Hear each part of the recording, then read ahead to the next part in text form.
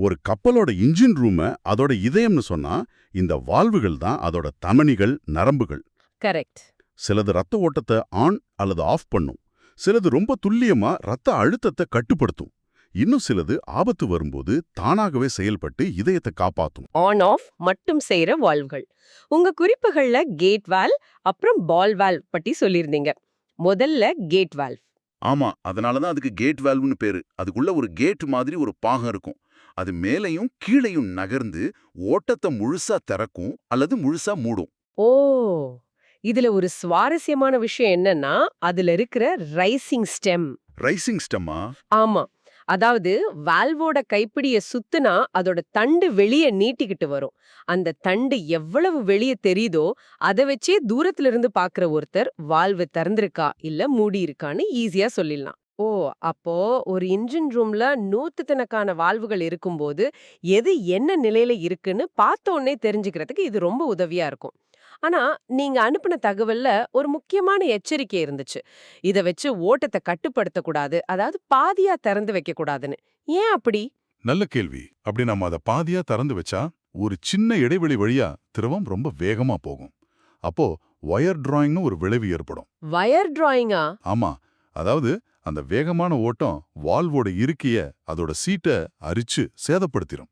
ஒரு முறை அந்த மாதிரி சேதமாயிடுச்சுன்னா அப்புறம் வால்வை முழுசா மூடினாலும் அதுல இருந்து கசிவு வந்துகிட்டே இருக்கும். ஓஹோ, அதனாலதான் முழுசா திறக்கணும் இல்லனா முழுசா மூடணும். சரியா சொன்னீங்க. அதனாலதான் இத கடல் நீர் அல்லது எரிபொருள் லைன்கள்ல முழுசா துறக்க அல்லது முழுசா மூட மட்டும்தான் பயன்படுத்துவாங்க. புரிஞ்சுது. இதே ஆன் ஆஃப் வேலைய செய்யற இன்னொரு வால்வு தான் பால் வால்வு. ஆனா இது கொஞ்சம் வித்தியாசமா வேலை செய்யுது இல்லையா? ஆமா, பால்வாலோட ஸ்பெஷாலிட்டியே அதோட வேகம்தான். அதுக்குள்ள பந்து மாதிரி ஒரு பாகம் இருக்கும், அதுல ஒரு ஓட்டம் இருக்கும். சரி.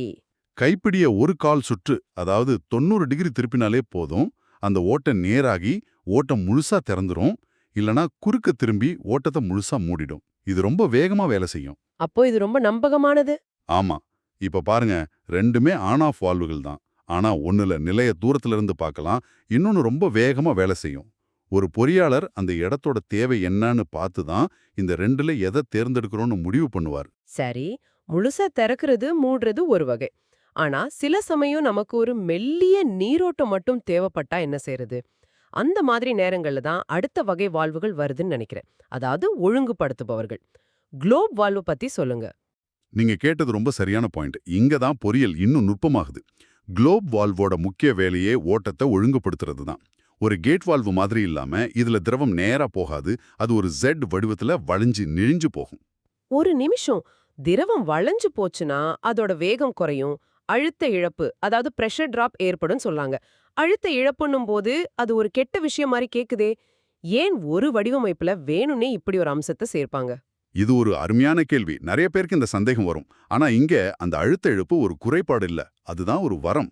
அப்படியா? ஆமா, திரவத்தோட வேகத்தை வேணும்னே குறைச்சு ஒரு தடைய உருவாக்கும் போதுதான் நம்மால ஓட்டத்தோட அளவை ரொம்ப துல்லியமா கட்டுப்படுத்த முடியுது. ஒரு பைப்ல முழு வேகத்துல போற தண்ணிய கட்டுப்படுத்துறதை விட மெதுவா போற தண்ணிய கட்டுப்படுத்துறது சுலபம் இல்லையா? அந்த தத்துவம் தான் இங்கேயும். ஓ, இப்ப புரியுது. அழுத்தத்தை குறைப்பதன் மூலமே கட்டுப்பாட்டை அதிகப்படுத்த முடியுது. மிகச்சரியா. இதனால தான் நீராவி லைன்கள் மாதிரி ரொம்ப அதிக அழுத்தம், அதிக வெப்பநிலை இருக்கிற இடங்கள்ல இந்த குளோப் வால்வ் அதிகம் பயன்படுத்துறாங்க. அப்போ நீடில் வால்வ் இதை விட இன்னும் ஒரு படி மேல போகுதுன்னு சொல்லலாமா? அது பேர்லயே ஊசி இருக்கு. கண்டிப்பா. நீடல் வால்வ ஒரு நுண்கலைஞர்னு சொல்லலாம். மிக மிக குறைந்த அளவிலான ஓட்டத்தை ரொம்ப ரொம்ப துல்லியமா கட்டுப்படுத்த இது உதவுது. இதுக்குள்ள ஒரு ஊசி மாதிரி ஒரு முனை இருக்கும். சரி. இதோட கைப்பிடிய பலமுறை சுத்துனாதான் அந்த ஊசி முனை கொஞ்சம் கொஞ்சமா நகர்ந்து ஒரு சின்ன துளைய மெதுவா திறக்கும். ஓ, அப்போ ரொம்ப ஃபைன் கண்ட்ரோலுக்கு இது பயன்படுது. ஆமா, அழுத்தத்தை அளக்கிற பிரஷர் கேஜ் மாதிரியான கருவிகள்ல இதை பயன்படுத்துவாங்க. ஏன்னா திடீர்னு அதிக அழுத்தம் உள்ள போய் அந்த கருவியை சேதப்படுத்திடாம ஓட்டத்தை மெதுவா அனுமதிக்க இது உதவும். இதுதான் நம்ம உடம்புல இருக்கிற நுண்ணிய ரத்த குழாய்கள் மாதிரி இந்த வால்வுகள் எல்லாம ஒரு இன்ஜினே சீரா இயக்கவே முடியாது போல. இது என்ன அடுத்த கேள்விக்கு கொண்டு வருது. பாதுகாப்பு கவசங்கள் மாதிரி. மிகச்சரியா. இறுதியாக இன்னும் ஒரு பொதுவான வால்வு வகையை பார்க்கலாம். ரொம்ப அதிக அளவு திரவங்களை கையால வடிவமைக்கப்பட்டது. Butterfly valve.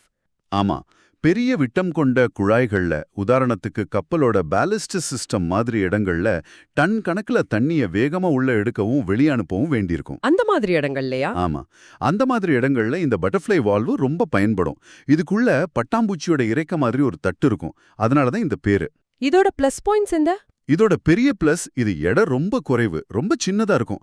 அதோட பால் வால் மாதிரியே இதுவும் ஒரு கால் சுற்று ஏக்கம்தான். அதனால ரொம்ப வேகமா திறந்து மூட முடியும். இதுல ஏதாவது மைனஸ் பாயிண்ட் இருக்கா? ஒரு சின்ன சமரசம் இருக்கு.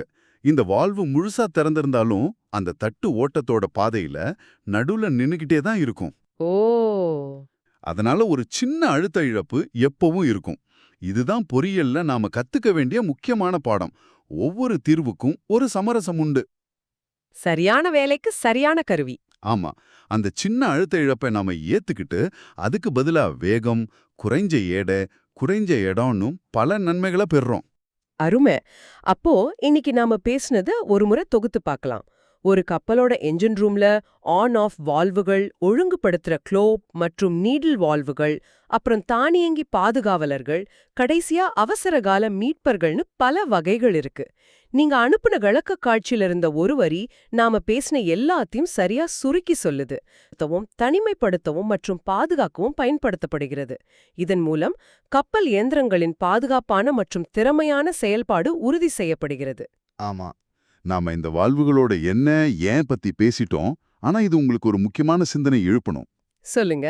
ஸ்மார்ட் சென்சார்கள், ஆட்டோமேஷன், செயற்கை நுண்ணறிவுன்னு தொழில்நுட்பம் வளர்ந்துகிட்டே இருக்கு. இந்த கண்ட்ரோல் வால்வுகள் இன்னும் புத்திசாலியாகும்போது ஒரு கடல்சார் பொறியாளரோட பங்கு எப்படி மாறும்? இது யோசிக்க வேண்டிய விஷயம்தான். அவரோட வேலை கைப்பிடிய சுத்துறதுல இருந்தும் கேஜ்களை பார்க்கறதுல இருந்தும் மாறி இந்த ஆயிரக்கணக்கான வால்வுகளை இணைக்கிற ஒரு சிக்கலான டேட்டா நெட்வொர்க் நிர்வகிக்கிறதாவும் சரி செய்யறதாவும் மாறும். நிச்சயமா மாறும்.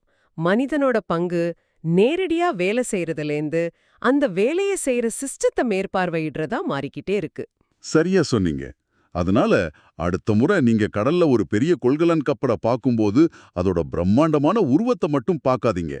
அதுக்குள்ள ஒரு பெரிய இசைக்குழு மாதிரி ஆயிரக்கணக்கான வால்வுகள் அமைதியா ஆனா ரொம்ப துல்லியமா தங்களோட வேலையை செஞ்சுக்கிட்டு இருக்கு. அந்த இசைக்குழுவை நடத்துறதுக்கும் எல்லாம் தாளம் தப்பாம இயங்குறத உறுதி செய்யறதுக்கும் எவ்வளவு பெரிய மனித அறிவும் நிபுணத்துவமும் தேவைப்படுதுன்னு ஒரு நிமிஷம் நினைச்சு பாருங்க.